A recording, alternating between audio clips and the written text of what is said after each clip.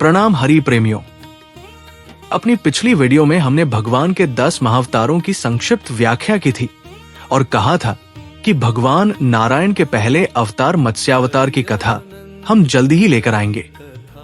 तो चलिए ईश्वर की लीला के सबसे प्रारंभिक चरण पहले अवतार मत्स्यावतार की कथा को प्रारंभ करते हैं। कथा को प्रारंभ करने से पहले हम आपसे आग्रह करेंगे कि कृपया वत्स भक्ति या हरि भक्ति चैनल को सब्सक्राइब कर लीजिए ताकि नारायण के बाकी अवतारों की कथा भी आप तक पहुंच पाए। तो चलिए प्रभु कथा का दूसरा एपिसोड शुरू करते हैं। बहुत समय पहले इस पृथ्वी पर राजा सत्यव्रत मनु नाम के एक धर्मात्मा शासक हुए। वे प्रतिदिन प्रातः काल उठकर स्नान करते, सूर्य देव को अर्घ्य देते और भगवान विष्णु का ध्यान करते। उनका जीवन भक्ति, सत्य और करुणा से भरा हुआ था। एक दिन जब वे अर्घ्य दे रहे थे, तभी एक छोटी सी मछली उनकी अंजलि में आ गिरी। मछली बोल उठी, हे राजन, मुझे नदी में मत छोड़िए, बड़ी मछलियां मुझे खा जाएंगी। राजा चकित हुए, ये कोई साधारण मछली नहीं लगती। दयालु मनु ने उस मछली को अपने कमंडल में रख लिया। थोड़ी ही देर में मछली का आकार बढ़ने लगा। अब वो कमंडल में समा नहीं रही थी। राजा ने उसे एक बड़े पात्र में रखा, पर आश्चर्य, वो पात्र भी छोटा पड़ गया। राजा ने मछली को एक बड़े जलकुंड में रखवाया, लेकिन वहां भी वो बढ़ती ही चली गई, मानो पूरा कुंड जल से भर उठा हो। अब राजा ने समझा इसे किसी और स्थान पर ले जाना होगा। उन्होंने आदेश दिया, इस मछली को नदी में छोड़ा जाए।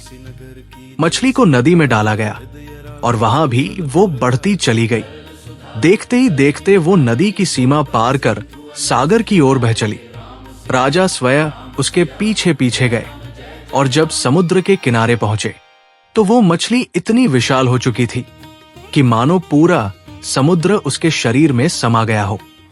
तभी समुद्र के जल से दिव्य प्रकाश निकला। वो मछली सुनहरी तेजस्वी रूप में परिवर्तित हो गई।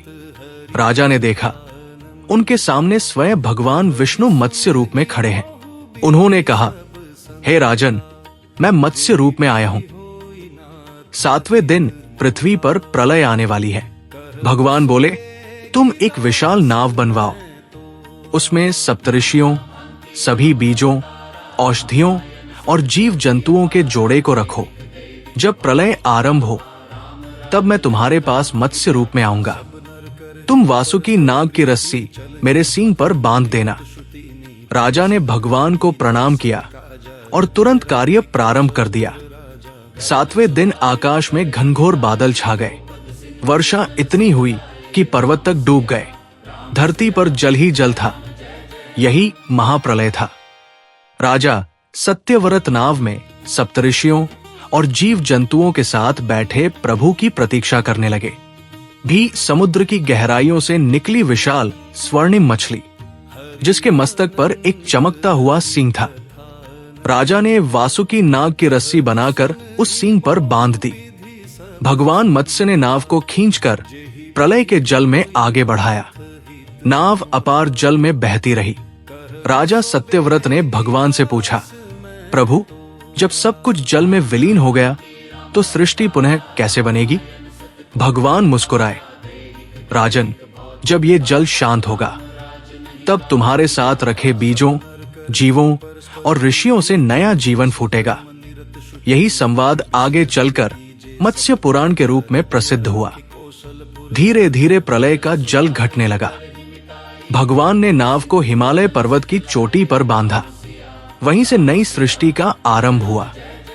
धरती ने फिर हरियाली ओढ़ी, नदियां बह चली और जीवन लौट आया।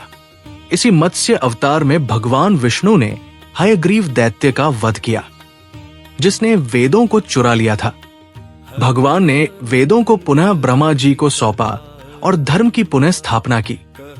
इस प्रकार भगवान विष्णु के मत्स्य अवतार ने सृष्टि को विनाश से बचाया और ये संदेश दिया, जब चारों ओर अंधकार हो तब भक्ति और विश्वास ही सच्ची नाव बनती है, जो हमें किनारे तक पहुंचाती है।